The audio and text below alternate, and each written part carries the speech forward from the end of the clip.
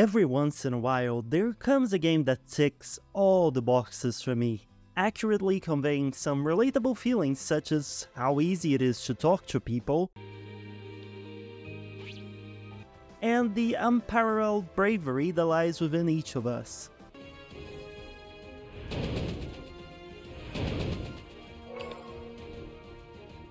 Oh, and I guess it also takes other boxes too, like the nostalgic feeling despite having plenty of modern improvements to the old JRPG turn-based formula, a nice storyline, an incredibly fun combat system, great graphics and animations, and a really good soundtrack, to name a few. But all that pales in comparison with the relatability. I mean, who doesn't have issues getting out of bed, right? I kid about the relatability being the best part of the game, that is. Getting out of bed is hard at times and I won't hear any of you telling me otherwise. If I were to say what is the best part of Chained Echoes, I don't think I'd be able to select a singular thing. That's what makes this quite possibly the best indie JRPG of 2022. How masterfully all of its individual pieces fit together to make a cohesive and great product at the end. It doesn't reinvent the wheel, but rather it does everything we know and love so well, improving upon the processes whenever possible, that the result was genuinely a new standard for indie JRPGs as a whole, if not for JRPGs in general. Now, allow me to explain why. While I was way too young to play some of the classic JRPGs when they were released, I still have a bit of fascination for them. And no, I'm unfortunately not really special. This is a feeling a lot of people share. What's a bit more unique for me though is that I'm not always in the mood to play these games, mainly due to a lack of patience to deal with some of the features, like the slow battle speed or the many random encounters. When I said that Chained Echoes feels nostalgic despite having plenty of modern improvements to the old JRPG turn-based formula, this is exactly what I meant.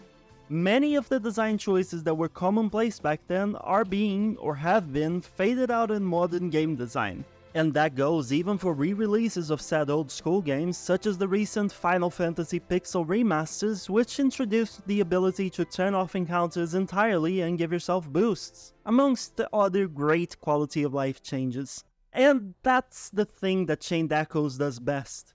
Respect its player mostly by including many quality of life improvements that absolutely should be in other games. So I ask you to keep that in mind as we talk through Chained Echoes, and you will see just how much the game actually does to make the player feel as comfortable as possible playing the title. And you can already see this within the very first 10 minutes of the game. You know how JRPGs tend to take hours to get going or have 10-hour-long tutorials? Well, throw that out of the window for this one. It even somewhat mocks the slow beginnings of lots of games by having you start the game waking up in your room with mom opening the curtains, only for her to slap the shit out of you after 30 seconds and show yourself actually waking up in an airship with a crewmate ready to arrive in a battlefield you will most likely never get out of. And the game sticks to that promise.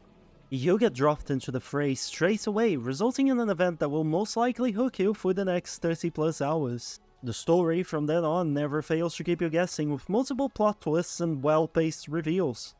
Some threads do end up falling flat at the end unfortunately, but oh well, nothing is perfect.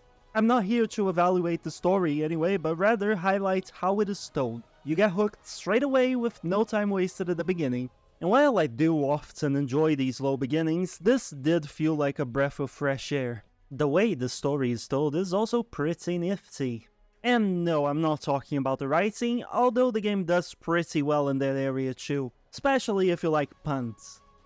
Instead, I'm talking about player agency. In Chained Echoes, you will often be faced with different ways to reply to problems, which will lead you to different ways to get to the same conclusion, if that makes sense. The outcome of the quest is usually the same, unfortunately, but the lore and information you acquire, as well as how you solve the problem, can vary depending on your dialogue options. It's a very simple and unfortunately rare system, but it was really nice reloading saves and seeing just how differently these quests went if I replied with one character instead of another. But the player agency aspect of the game goes past these choices, and it really shines in specific moments in which you have to achieve goals within a certain area. Things such as being asked not to kill anyone on your way to save someone, or even trying to steal stuff from a district in the city before moving on, all give you different rewards based on how well you manage to do the tasks. Let's use the latter one as an example, because it's right in the beginning of the game. You play as Sienna for the first time. She's interested in stealing some wallets, and like any dignified thief, refuses to leave the district until she has her pockets full. Well, I'm assuming she has pockets anyway. Can't know for sure given how rare those things are in women's clothing. There are some locations you must hit, but what varies is the way in which you can hit those. Here's how my dumbass approached one of the locations. Naturally, I could have done that way better, a fact which the game made sure to remind me of later on when Sienna overhears guards talking about a witness that saw the whole crime. As a consequence, the guards get a reward from the commander for finding the witness, which we would have been able to steal from a chest right next to him had we not been spotted back then, as the commander would not have given it away as a reward. Needless to say, a reactive world like this is a really cool thing. Unfortunately, it's again rare for sections to have this reactiveness applied to them in the game, but regardless, it's a great surprise whenever it does happen. And since we're talking about interacting with the world, I could not leave out one of my favorite aspects of the game: exploring. You have your standard RPG chests waiting to be found everywhere, with loot you can use in crafting. So many games are content with just stopping there, but not Chained Echoes. Oh no. You can find hidden statues that give you challenges and reward you with class emblems, which are basically equipments that grant extra stats and skills to the character you give it to. You can find challenging fights called unique monsters, some of which have really cool spawning conditions like walking into a beach without any armor as the monsters against nudists. And I'm not kidding, by the way, that's literally how you get the monster to spawn. And you can even find entirely new dungeons and challenges, all linked to optional endgame content with secret bosses to boot. But the best part is that the game actively rewards you for your exploration via its reward board system. One of the coolest things I've seen in the game. Basically, you have a board with multiple missions you can do per map. Those range from collecting a certain amount of items to beating an encounter with a team composed of only women. Seems like some of the missions might be a pain, right? Well, that's just the thing. Yes. But those are not the majority, and you absolutely don't have to do them. This is what's so brilliant about everything that I've mentioned so far. It's all optional. You don't have to get the best reward from Sienna's sequence that I mentioned. You don't have to go for the class emblems or unique monsters. And you sure as hell don't have to do everything on your reward board. Those are all just ways for the game to make you feel rewarded for exploring and trying to take your time, should you choose to do so. And, you know, that's really cool. Well, unless you want the Platinum Trophy. If you do, then never mind, you have to do the entirety of the reward board. But even then, trust me, it's really fun. And yes, I'm totally bragging about the fact that I got the Platinum for this game, even though it's really not too hard. And remember how I mentioned quality of life stuff? Oh, the exploration's got lots of those. For example, doors. Gone are the days of looking like a fool bumping into doors just to check if they can be opened.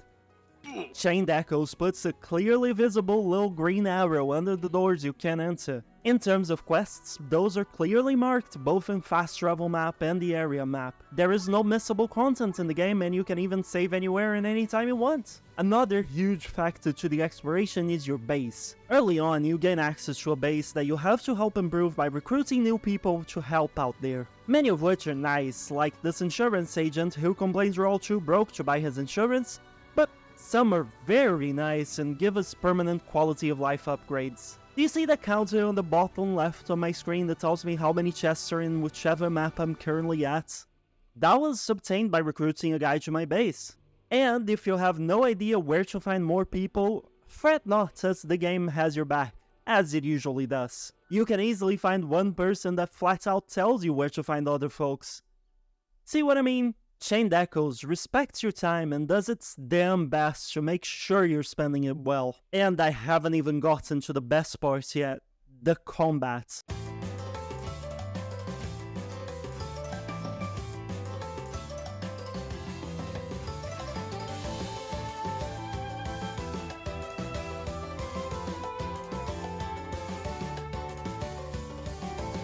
Quite a few turn-based games fall into a cycle that can be as simple as attacking when your health is high, healing when you're low. As such, it can get tiring. Not Chained Echoes though, which fixes this problem with 3 main solutions. Overdrive, Parsi, Mechas. No, don't get too excited, this isn't a single thing. There are no Mechas parsing anywhere. Although, that would certainly be sick. These are 3 separate concepts. As you fight, you'll see this little bar here, the Overdrive bar. It starts at yellow and it rises as you use moves and take damage. Eventually, you'll get it over to green, which is the actual overdrive mode. Any attacks done then will deal more damage, skills will cost less, and you will take less damage. Keep going though and you reach the red bit, which is overheat.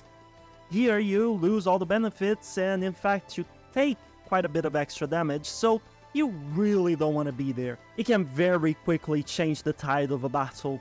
How do you keep the bar in check, you may ask? Well, through various means. Every few turns, you have one type of skill that you have to use to make the bar go down instead of up. It's shown in the top left of the screen, and any skill that fits that type will be highlighted in yellow. Some skills also flat out just have the effect of lowering your overdrive bar. Using an Ultra move, which is basically the character's extremely powerful skill that uses up a bar that fills up slowly over the course of fights, also lowers the bar. Defending also slightly lowers it, and last but not least, so does switching characters. This leads us to the second word in the Parsi mechas.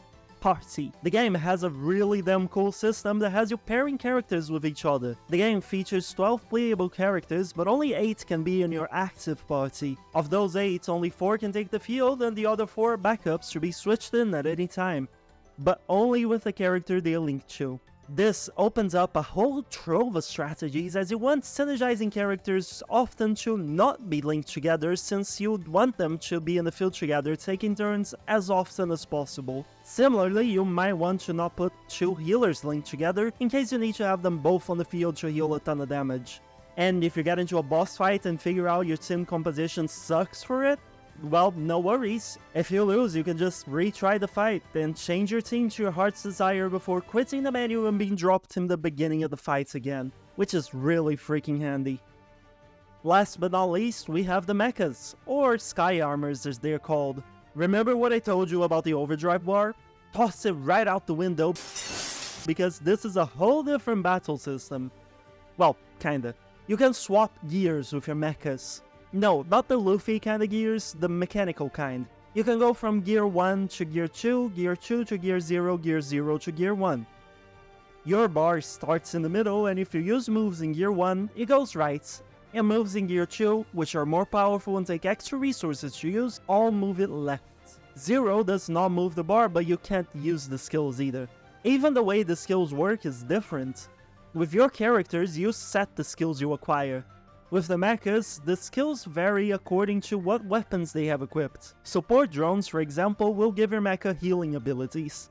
So what ends up happening is, the potential for dual gameplay is solved because you can't just heal and attack. You have to focus on your overdrive bar and swap characters to best fit your strategy. And if you're ever tired of the battle system, the game tosses a few mecha battles here and there. It was even meant to have a third battle system, believe it or not, using your airship, but the dev ended up scrapping it for the time being. Skies of Arcadia, anyone?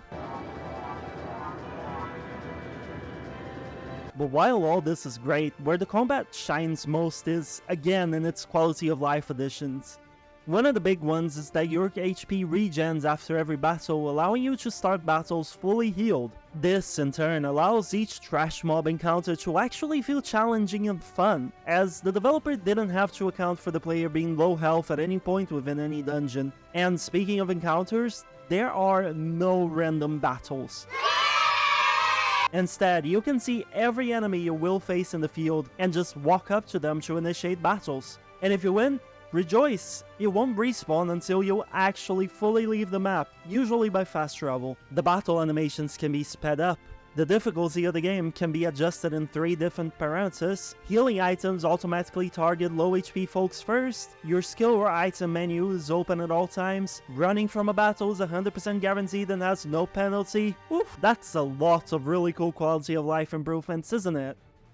But we're not done here, oh no. See, the game has some really cool boss fights. Some of them have awesome gimmicks, some not so much. Looking at you, Maria, you asshat. But all of them offer you the decency of filling up your ultra move bar whenever you start the fight, meaning you don't have to hold on to it for trash mob encounters. You can just use your ultra moves to your heart's desires, they will always be filled up at the beginning of all boss fights. How cool is that? And if you're worried about running out of items, boy do I have the good news for you. Lots of story bosses have merchants right before them. And last, but certainly not least, did you know that no grinding at all is required in the game? Well, kinda. The game doesn't have levels in the traditional sense. Instead, you can collect Grimoire shards from killing bosses, whether story or optional, and from the reward board. You can then swap those for new active or passive skills or flat out stat points, and each Grimoire shard goes through every single one of your party members, so you don't have to choose who you're gonna use it on. You might still need to grind a bit for specific drops in order to upgrade your equipment, as you can do so twice for both your weapon and your armor, and you certainly will need to grind a bit for specific drops to get the Platinum Trophy, but again, all of this is optional. For the main game itself, there are no levels, and as such, no level grinding. So even this issue is completely resolved in Chained Echoes. Unless you like grinding, which, to be honest, I sometimes do, so, you know, in that case it wasn't an issue to begin with, but the system's still pretty freaking cool. So, let's do a recap real quick. This on screen right now is the list of quality of life features that I mentioned in this video.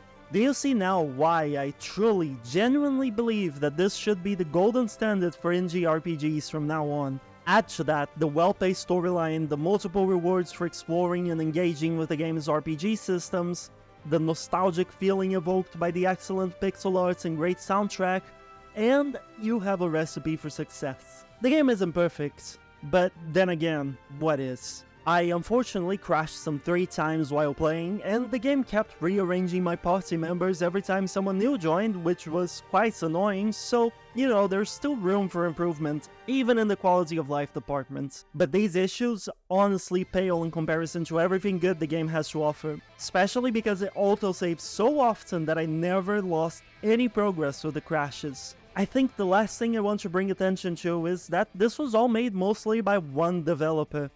This was the product of a person who knew the genre well, knew exactly which issues plagued it, and tried his best to fix every single one of them. And honestly, he was pretty successful. Sure, none of the solutions are innovative per se, they've been seen scattered throughout many games in the past. But it's rare to see so many of these solutions all employed in a single game, and you bet your ass Chained Echoes was made a lot better for it. Plus, there's just something special about playing through a product that clearly had love put into it, and this is absolutely the case with this title. From beginning to end, it was a joy, and I'm glad I finally set time aside to play it.